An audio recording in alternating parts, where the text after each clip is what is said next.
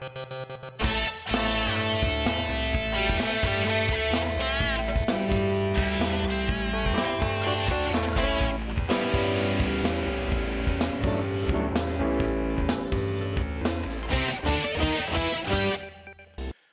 to TLG Radio, Transformative Leadership Group's Snippet Radio Station.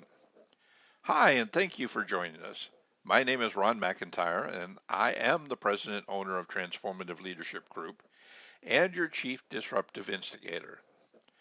Our topic of discussion today is session 201406, Being Focused and Present Leaders. In my opinion, great engagement and leadership is really about three things: managing time effectively, making every minute productive, managing devices and connection points, and being focused and fully present in relationships. Do you realize when you try to multitask, you do more harm than good to the items included in your activity list? Many times you settle for good enough, but it is a far cry from the level of excellence that you desire to be known for or provide in your legacy.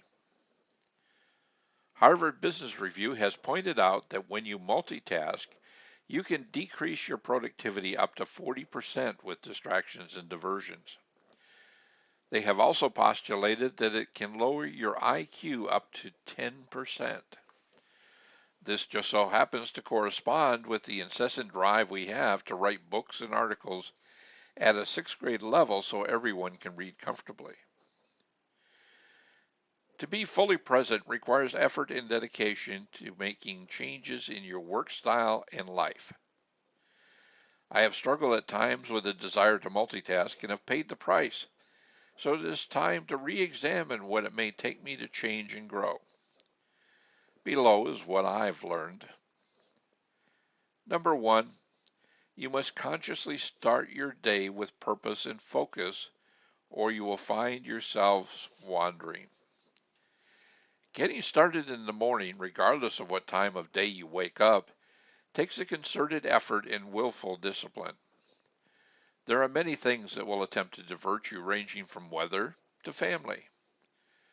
For example, I have found in my world, when I consciously make a decision to avoid early morning time wasters, such as email, television, or unnecessary paperwork, my day becomes much more productive. This, coupled with physical activity, can open your brain and emotions to the start of a great day. It also allows you to become excited with what can be accomplished in the upcoming day. Once you have started your day, then you can feel free to move on to controlling your schedule. Second point is, while I am a great fan of flexibility and spontaneity in life, I do believe you need to compartmentalize your life to protect your attitude and openness so you are free to pay attention, i.e., being present. It is critical to segregate your various roles and functions into dedicated compartments and erect some boundaries to block external incursions that can completely destroy your ability to function well. It has been said your email box is nothing more than an organization tool for other people's agendas for you, and that is very true. With our interconnected communications today, you have trouble using common sense in honoring the boundaries between your various roles. It is comical yet sad when you go out for dinner and you see a table of 4 conversing between extended glances at their smartphones, all 4 of them. Even worse if you see a couple out for dinner and one side of the couple has a device and is actually trying to multitask with their partner over dinner. Yep, this usually fails miserably. Each of you must make a conscious decision every time you are required to be present, regardless if it is at work, at home, or out socially. Only you can decide whether you allow work to engage you during family time or not.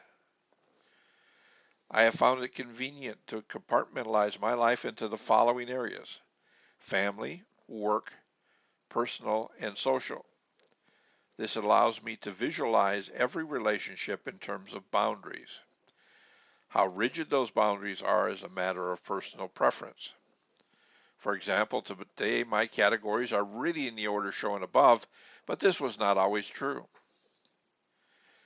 Today, many either have no boundaries or they have a very porous boundary, which results in bleed-through between the various roles in their lives.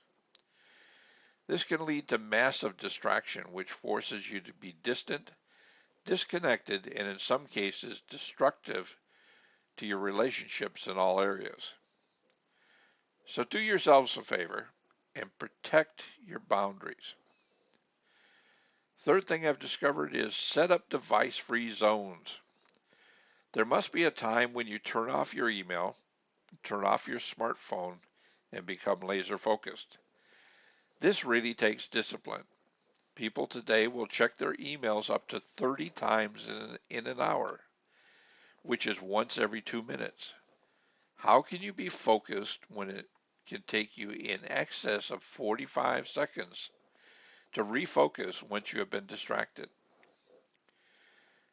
Decide when and where the most critical time for being focused and present is, and ensure you have the willpower to disconnect from your devices.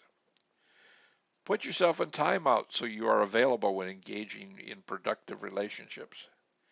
If you don't, you are not in control.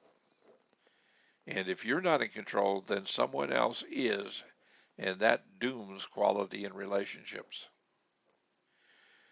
What is the worst that can happen if you delay an email response or telephone call? Yes, there are rare situations when the outcome could turn catastrophic if response is delayed, but they are a true exception, a rarity.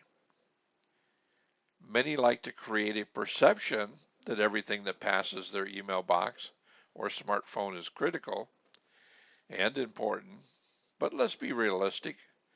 The relationship is much more important. Imagine the impacts if family, associate, and friends know you are present during discussions.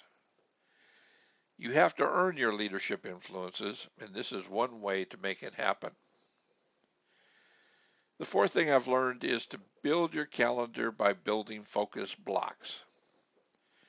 I have found that blocking my day into sections of 3 hours with a break at 90 minutes so I can refresh and restore my energy is ideal.